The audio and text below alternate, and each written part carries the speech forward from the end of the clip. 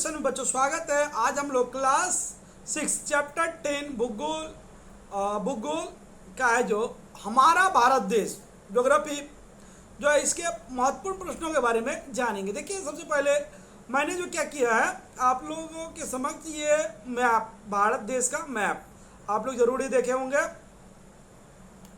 Map के द्वारा आप लोग बहुत कुछ जान सकते हैं, जैसे कि हमारा पड़ोसी देश कौन कौन सा है। देखिए एक हो गया नेपाल, चीन, भूटान, बांग्लादेश, श्रीलंका। यहाँ पे देखिए ये भारत का हिस्सा ही है। देखिए यहाँ पे अगर बोले तो ये म्यांमार भी हमारे भारत का पड़ोसी देश है। और ये पाकिस्तान यहाँ पे जो है अफगानिस्तान, ये आठों जो है हमारे भारत का पड़ोसी देश है। कौन कौन सा हो गया देखिए, नेपाल पहला, चीन दूसरा, भूटान तीसरा, बांग्लादेश चौथा, म्यांमार पांचवा, ये श्रीलंका छठा और पाकिस्तान सातवां और अफगानिस्तान आठवां। ये भारत के पड़ोसी देश। अब देखिए ये देखिए अरब सागर इस ओर है। यहाँ पे देखिए अरब सागर हो गया, ये बंगाल की खाड़ी,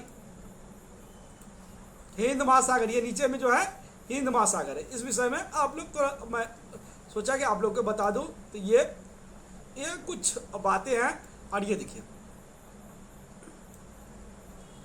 इतना ही इसमें। अब देखिए आगे इसमें देखिए ये थोड़ा इसमें ये लंबा वीडियो होगा क्योंकि इसमें बहुत सारे प्रश्न हैं। उन सारे प्रश्नों को मैं आप लोगों के समक्ष रखा हूँ। ये देखिए एग्जाम के नतीजे ये फाइनल में आने वाला जो है उसमें के लिए बहुत ही महत्वपूर्ण है।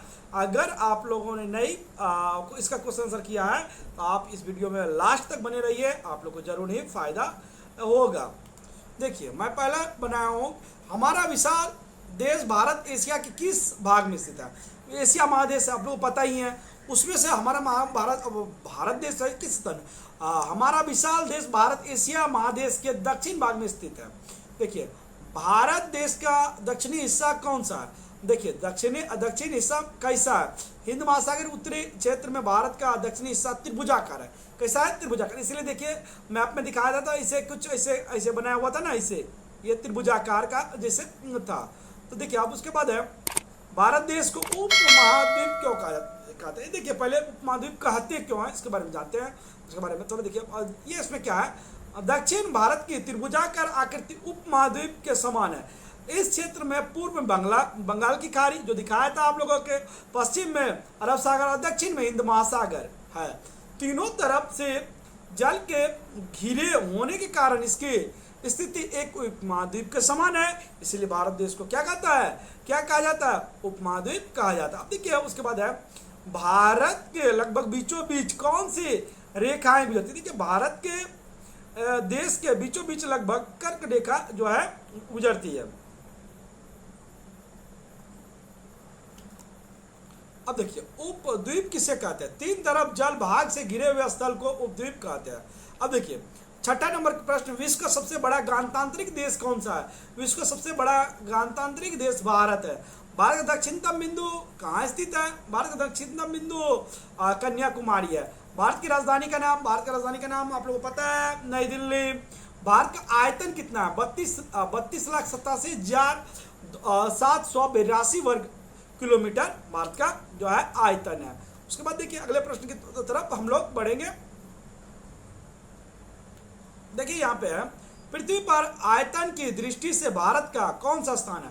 आयतन का सप्तम स्थान है। देखिए पहला रशिया, कनाडा, चीन, संयुक्त राज्य अमेरिका, ब्राजील, ऑस्ट्रेलिया के बाद क्या होता है भारत का स्थान ही है। भारत कितना नंबर है, आयतन की दृष्टि से देखिए तो 7वां नंबर है। भारत का बृहत्तम राज्य कौन सा है, मतलब सबसे बड़ा राज्य जो है आयतन की दृष्टि जो है राजस्थान है। और भारत का सबसे अधिक जनसंख्या वाला राज्य कौन है, तो वो उत्तर प्रदेश है। अब देखिए भारत का सबसे छोटा राज्य कौन सा। अब देखिए छोटा सा राज्य जो है गोवा है। सबसे कम जनसंख्या वाला, अब देखिए भारत का जो है सबसे कम, इसमें क्या है, भारत का सबसे कम जनसंख्या वाला राज्य कौन सा है, तो सिक्किम है। वो देखिए यहाँ पे जनसंख्या क्या बहुत कम मात्रा में है और ये देश ये राज्य जो है बहुत ही उन्नत है। ये देखिए आप लोगों को लिए बहुत ही ये महत्वपूर्ण है, भारत के चारों तरफ क्या क्या है। भारत का राजनीतिक मानचित्र देखें तो भारत के उत्तर पश्चिम पाकिस्तान, अफगानिस्तान, उत्तर में क्या है, चीन, नेपाल, भूटान, भारत के पूर्व में म्यांमार, बांग्लादेश और बंगाल की खाड़ी, पश्चिम में अरब सागर और दक्षिण में हिंद महासागर और श्रीलंका स्थित है। अब नेपाल और भूटान, भूटान देश को भारत के कौन से राज्य की सीमा स्पर्श करती है? देखिए सिक्किम। अब देखिए पश्चिम बंगाल के अलावा और कौन कौन से राज्य की सीमा बांग्लादेश को स्पर्श करती है? देखिए असम, मिजोरम, मेघालय और त्रिपुरा, ये क्या करता है? बांग्लादेश की सीमा को स्पर्श करता है। अब देखिए भारत के विश्व ऐतिहासिक स्थान के नाम, देखिए ऐतिहासिक स्थल जो है उनके नाम देखिए यहाँ पे दिल्ली में हुमायूं की समाधि, आगरा का ताजमहल, खुजराहो, अजंता की एलोरा गुफा, कोणार्क मंदिर, ये सब क्या ऐतिहासिक स्थल है। भारत के विश्व प्राकृतिक ऐतिहासिक स्थल के नाम देखिए, अब देखिए ये प्राकृतिक स्थल क्या होता है? जो हम लोग मानव निर्मित नहीं था, वो क्या है? प्राकृतिक रूप से बनाया, उसे क्या कहते हैं? प्राकृतिक ऐतिहासिक स्थल। जैसे कि सुंदरवन, नंदा देवी मेसरिंग का काजीरंगा पार्क जो है, ये प्राकृतिक स्थल है। भूपृष्ठ के वैचित्र के अनुसार भारत को साधारणतः कितने भागों में बांटा गया? उनके नाम देखिए। अगर जब भूप्रकृति के वैचित्र के अनुसार भारत को साधारणतः 5 भूपृष्ठ अंचलों में बांटा गया है। पहला देखिए जो है उत्तरी पर्वत अंचल, नदी निर्मित उत्तर समभूमि अंचल, उपद्वीपीय पठार, पश्चिम मरुभूमि अंचल, घाटी की समभूमि अंचल और द्वीपपुंज, ये सब है जो विभिन्न इससे है 5 इससे में बांटा गया है। अब देखिए पर्वत ग्रंथि किसे कहते हैं? इसके नाम लिखो। जिस ऊंची जगह से एकाधिक पर्वत श्रेणियां विभिन्न दिशाओं में फैलती है, जैसे पामीर ग्रंथि से काराकोरम और हिमालय जैसे कई पर्वत श्रेणियां का विभिन्न दिशाओं में विस्तृत है। देखिए इसी प्रकार पर्वत ग्रंथि के है। हिमालय का अर्थ क्या? देखिए हिमालय का अर्थ बर्फ का घर, हिम जोर आलय। हिमाद्री के बारे में क्या जानते हो? देखिए हिमाद्री के बारे में क्या जानते हो? देखिए हिमाद्री के बारे में मैंने लिखा है, इसे बुक से देख करके लिखा। देखिए इसकी ऊंचाई सबसे अधिक है, पर्वत चोटी का पूरे वर्ष बर्फ से ढका रहता है। इस अंचल में पृथ्वी का सर्वोच्च पर्वत चोटी माउंट एवरेस्ट, जो देखिए संसार का सबसे ऊंची पर्वत का नाम है माउंट एवरेस्ट है। इसका ऊंचाई कितना है? 8,848 मीटर है। ये आप लोगों को शॉर्ट 1 नंबर में भी आ सकता है, 1 नंबर के लिए तो लिख सकते हैं आप लोग। माउंट एवरेस्ट की ऊंचाई कितनी है? 8,848 मीटर है। भारत नेपाल के सीमांत पर स्थित कंचनजंगा 8,598 मीटर है। पृथ्वी की द्वितीय सबसे ऊंची चोटी है। माकुल क्या है? धौलागिरी, अन्नपूर्णा पर्वत चोटी हिमालय के इसी अंचल में स्थित है। ये पर्वत हिमाद्री के बारे में क्या जानते हो? तो इतना लिख दीजिएगा तो हिमाद्री के बारे में हो जाएगा। देखिए शिवालिक के बारे में क्या जानते हो? यह हिमालय के दक्षिण में स्थित है। शिवालिक और हिमालय के मध्य संकीर्ण घाटी को दून कहते हैं, जैसे देहरादून। शिवालिक हिमालय के घने पाद प्रदेश की तराई कहा जाता है। भारत की पूर्वी सीमा पर पाटकई, बूम और नागा पर्वत है। गंगा नदी कहाँ से निकलती है? यह देखिए यह गंगोत्री से निकलती है। गंगोत्री से निकलती, इतना भी लिख दीजिएगा तो हो जाएगा। मैं ये भी लिख दिया हूँ कि यह 3,892 मीटर 12,770 फीट की ऊंचाई पर गौमुख में गंगोत्री ग्लेशियर से निकलती है। इतना भी लिखिएगा तो, नहीं तो ये गंगोत्री ग्लेशियर से निकलती है, तो इतना लिख दीजिए तो हो जाएगा। अब देखिए गंगा नदी की उपनदी का नाम लिखो। गंगा नदी की उपनदी देखिए यमुना, सोना, गोमती, गंडक, कोसी, ये क्या है? गंगा के उपनदी हैं। अब देखिए गंगा की भारत की सबसे लंबी नदी का नाम क्या है? वो गंगा, आप लोगों को पता ही होगा कि अगर जो लंबाई की दृष्टि से देखें तो गंगा क्या है? भारत की सबसे लंबी नदी है। गंगा नदी की लंबाई कितनी है? 2500 किलोमीटर जैसे इसकी क्या है? लंबाई है। ये देखिए मुझे जो लगा इंपॉर्टेंट वो मैं आप लोगों के समक्ष में ये पेज का आप लोगों पेज का ही है। देखिए एक नज़र में गंगा की लंबाई कितना है? 2500 किलोमीटर। भारत की सबसे लंबी नदी है।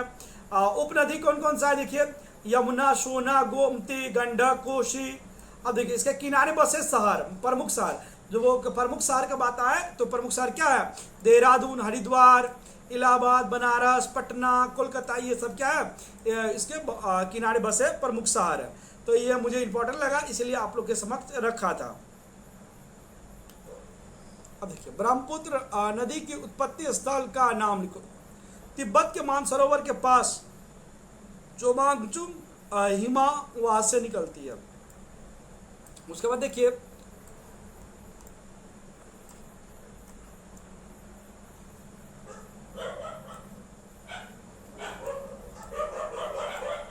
यहाँ पे है कि ब्रह्मपुत्र नदी, ब्रह्मपुत्र नदी एक नज़र में देखिए, ब्रह्मपुत्र नदी इसकी लंबाई 2900 किलोमीटर। देखिए आप देखिएगा तो आप 2900 किलोमीटर, ये देखिए कुछ हिस्सा क्या है इसकी नदी का चीन में है, तो भारत में ये पूरी नहीं है, इसीलिए भारत नहीं तो ये होती, लेकिन ब्रह्मपुत्र नदी क्या है, कुछ हिस्सा चीन में है। अब तिब्बत में सांगपो नाम से जाना जाता है, ये तिब्बत में क्या आता है, सांगपो नदी के नाम से जाना जाता है। उपनदी लोहित, मानस, तिस्ता, तोरसा, सुवर्णसिरी, इसके किनारे स्थित मुख्य शहर ईटानगर, नवगांव, डिब्रूगढ़, गुवाहाटी, ये क्या है, प्रमुख शहर जो है बसे हुए हैं। देखिए अगले क्वेश्चन की तरफ हम लोग बढ़ते हैं।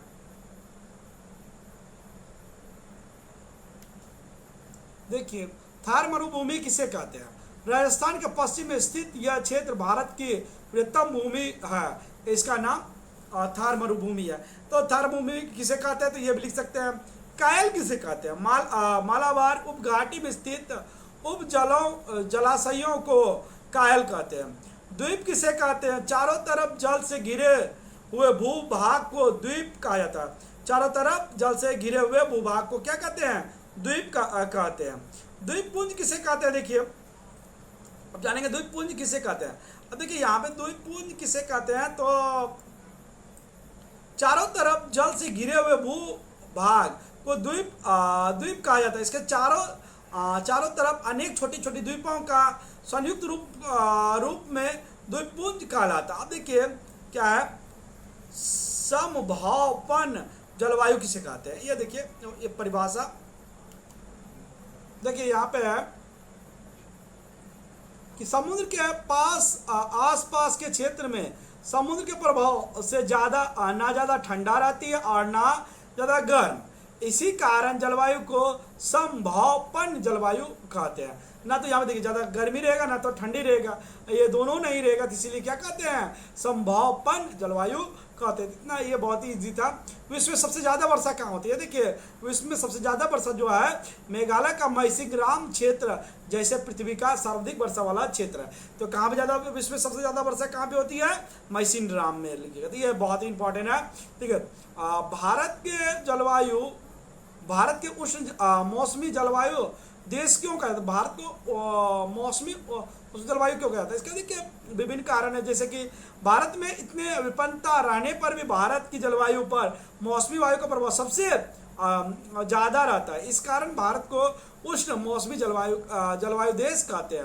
अब देखिए काल बैसाखी किसे कहते हैं? ये देखिए ये जो है हम ही लोग का राज्य पश्चिमी बंगाल में ग्रीष्म ऋतु के बीच में संध्या के समय, आप लोग भी देखिएगा संध्या के समय में प्रचंड बिजली और विध्वंस तूफान बारिश होती है, इसे ही काल बैसाखी कहते हैं। देखिए ये बहुत ही तूफान के साथ वर्षा होता है। आप लोग तो जानते ही हैं, जब हम लोग के यहाँ शाम होती है उस समय वर्षा होती है, उसे वो क्या कहते हैं? काल बैसाखी कहते हैं। अब देखिए अगले प्रश्न की ओर हम लोग बढ़ेंगे। मौसमी वायु की विशेषता को लिखो। संपूर्ण देश में मौसम का वर्षा वितरण। मौसमी वायु की अनिश्चितता के कारण कहीं सूखा तो कहीं बाढ़ की स्थिति पैदा हो जाती है। अक्टूबर के महीने में तमिलनाडु राज्य के करमंडल उपघाटी में वर्ष में दो बार वर्षा होती है। भारत के कृषि कार्य और अर्थनीति का बहुत मौसमी वायु पर निर्भर करता है। पश्चिम झांझड़ किसे कहते हैं? देखिए पश्चिमी झांझड़ किसे कहते हैं, ये देखिए थोड़ा पश्चिमी झांझड़ के बारे में आप लोग जान लीजिए। भारत के स्थल भाग के शीतल शुष्क उत्तर पूर्व मौसमी वायु प्रवाहित होती है। इस समय पूरे भारत में पहले की तरह वर्षा नहीं होती। शीतकाल के बीच में 2-4 दिन तक आकाश बादलों से घिरा रहता है पर रिमझिम वर्षा होती है, इसे ही पश्चिमी झांझर कहते हैं। इतना लिख दीजिएगा, तो इसमें और ज़्यादा लिखने की जरूरत नहीं है। देखिए 40 महत्वपूर्ण प्रश्न रखा हूँ वो, और देखिए आगे आगे की तरफ अब हम लोग बढ़ेंगे। देखिए मिट्टी की सृष्टि के लिए कौन कौन से कारक हैं? समय, जलवायु, जैव पदार्थ, आदि, शिला, भूपृष्ठ, भूप्रकृति, ये जो है मिट्टी की सृष्टि के लिए बहुत ही महत्वपूर्ण कारक। भारत में पाए जाने वाले मिट्टी के नाम देखिए, भारत में पाए जाने वाली मिट्टी जो है कीचड़ युक्त जलोढ़ मिट्टी, काली मिट्टी, लाल मिट्टी, लेटराइट मिट्टी, राजस्थान मरुस्थलीय मिट्टी, पर्वतीय अंचल की मिट्टी, ये सब भारत में मिट्टी पाई जाती है। अब देखिए कीचड़ युक्त जलोढ़ मिट्टी के बारे में क्या जानते हो? नदी द्वारा लाए गए कणों से यह मिट्टी बनती है, यह उर्वरक होती है। इस मिट्टी में प्रायः हर तरह के फसल की खेती होती है। नदी के प्लावेन भूमि और द्वीप क्षेत्र में यह मिट्टी पाई जाती है। भारत में उर्वरक नवीन जलोढ़ मिट्टी को खादर या अनुव्रत प्राचीन मिट्टी भी कहा जाता है। देखिए जलोढ़ मिट्टी को भागर में कहा जाता है। उत्तर प्रदेश, बिहार, पश्चिम बंगाल, पंजाब, हरियाणा और असम में इस मिट्टी का विस्तृत क्षेत्र है। अब देखिए काली मिट्टी के बारे में क्या जानते हो? देखिए बेसाल्ट चट्टान वाले क्षेत्र में यह मिट्टी पाई जाती है। इस मिट्टी में जल धारण करने की क्षमता बहुत ज़्यादा होती है। यह मिट्टी उर्वरक की यथेष्ट होती है। कपास, पन्ना, चिनिया बादाम की खेती के लिए यह मिट्टी आदर्श मानी जाती है। यह गुजरात, महाराष्ट्र, मध्य प्रदेश के अधिकांश भागों में एवं कर्नाटक एवं आंध्र प्रदेश में कुछ भागों में भी पाए जाते हैं। अब देखिए अब लेटराइट मिट्टी के बारे में क्या जानते हो? तो लेटराइट मिट्टी के बारे में मैं यहाँ पे आप लोगों के समक्ष रखा हूँ। बहुत अधिक उष्णता और वर्षा वाले क्षेत्र में जहाँ पर्याप्त पर्यावरण में शुष्क और आर्द्र ऋतु रहती है, वहाँ इस मिट्टी का निर्माण होता है। लौ अयस्क की उपस्थिति के कारण इस मिट्टी में अनुवरण होती है। चीनी, बादाम, ज्वार, बाजरा, रागी इस मिट्टी में पैदा होने वाली ये प्रमुख फसलें हैं। छोटा नागपुर की पठारी भूमि, पूर्व घाट और पश्चिम घाट के पर्वतों के कुछ भाग एवं मेघमय मालभूमि का अधिकांश भागों में यह मिट्टी पाई जाती है। मिट्टी के व्यवहार को लिखो। देखिए कृषि कार्य में, जीवों के आवास स्थल भाग में, पशु चरण, परिवेश के आर्द्रता की रक्षा, बगीचा और फूल पौधे का रोपण, प्रतिमा निर्माण में, घर मकान के निर्माण में, कुटीर शिल्प में इस मिट्टी का व्यवहार किया जाता है। देखिए मिट्टी संरक्षण के उपाय। अब देखिए मिट्टी का किस प्रकार संरक्षण किया जा सकता है? पशु नियंत्रण रूप से किया जाना चाहिए। अत्यधिक गहराई में स्थित खनिज संपदा का खनन बंद किया जाना चाहिए। पहाड़ों के ढाल पर सोपान बनाकर खेती करनी चाहिए, जिसको सीढ़ीनुमा भी बोलते हैं। पेड़ों की कटाई बंद करना चाहिए। ठीक है, पेड़ की कटाई बंद करने से क्या होगी? पेड़ की कटाई कर देने से बंद करने से पेड़ की जड़ें क्या करती है? मिट्टी को पकड़ के रखती है। अगर मिट्टी को पकड़ के रखेगी तो क्या होगी? मिट्टी का क्षरण कम होगा। अत्यधिक संख्या में छोटे पौधे लगाना चाहिए। अधिक ढाल युक्त क्षेत्र में घर और रास्ते नहीं बनाने चाहिए। उष्णकटिबंध में पाए जाने वाले पेड़ों के नाम, ये देखिए बहुत इंपॉर्टेंट है, ये आप लोग के एग्जाम में प्रायः पूछा जाता है। तो देखिए रबर, रोजवुड, आयरन वुड, लौ लकड़ी, गर्जन, मेघहनी, परवानी, बापसल, बांस, ये सब ये जो है उस कटिबंध में पाए जाने वाले वृक्ष है। उस कटिबंध या वनों की विशेषता। अब देखिए इसका विशेषता क्या? वर्षा पेड़ में पत्ते हरे रहते हैं, वर्ष भर पेड़ के पत्ते हरे रहते हैं। पेड़ों की जड़ें मोटी होती है। लकड़ी कठोर एवं भारी होती है। पेड़ों की लंबाई अधिक होती है। कांटेदार वृक्ष के नाम। अब देखिए कांटेदार वृक्ष के नाम क्या है? नागफनी, बबूल और खजूर, ये कांटेदार वृक्ष हैं। अब देखिए तटीय, मैंग्रोव और लवणीय में पाए जाने वाले वृक्ष। ये देखिए वृक्ष के नाम, ये बहुत ही इंपॉर्टेंट है। तो सुंदरी हो जाएगा, गरना हेताल हो जाएगा, होगला हो जाएगा, गोलपाता, ये वृक्ष का नाम है। उष्णकटिबंधीय पतझड़ वन में पाए जाने वाले वृक्ष के नाम: साल, सैगुन, चंदन, बांस, आम, जामुन, पीपल, अश्व, थर, पलाश, महुआ, ये सब क्या है, वो पतझड़ वन में पाए जाने वाली। इसमें क्या होता है, पतझड़ मतलब क्या होता है कि देखिए वर्ष में एक बार ये वृक्ष क्या करते हैं, अपने पत्ते गिरा देते हैं। ये पत्ते गिरने के कारण ही इन वनों को क्या कहते हैं, पतझड़ वन कहते हैं, क्योंकि इसमें पूरे वर्ष पत्ते लगे नहीं रहते हैं, कुछ महीने में इसके पत्ते क्या होते हैं, जड़ जाते हैं। वही सदाबहार वन का बात करें तो इसमें क्या होती है, सालों भर पत्ते लगे रहते हैं। अब देखिए ऐसे पेड़ों का नाम लिखो जो जड़ों से श्वास लेता।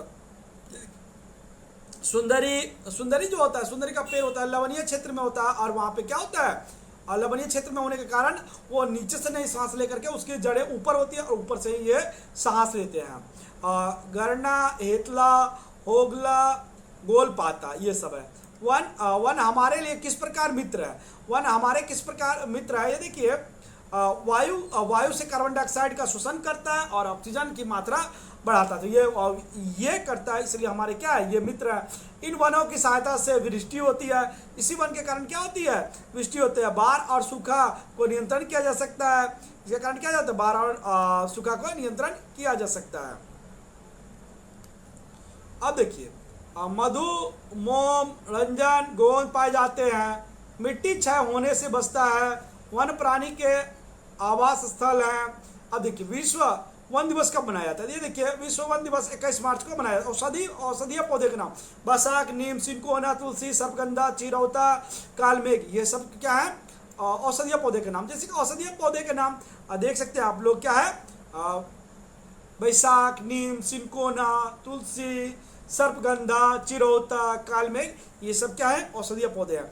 तुलसी के बारे में क्या जानते हैं, देखिए तुलसी के बारे में आप लोगों को पता है, ये दम्मा, सर्दी, खांसी, पेट के रोग के उपचार में सहायक होता है। हृदय को स्वस्थ रखने में भारत के प्राय सभी राज्यों में ये पाए जाते हैं।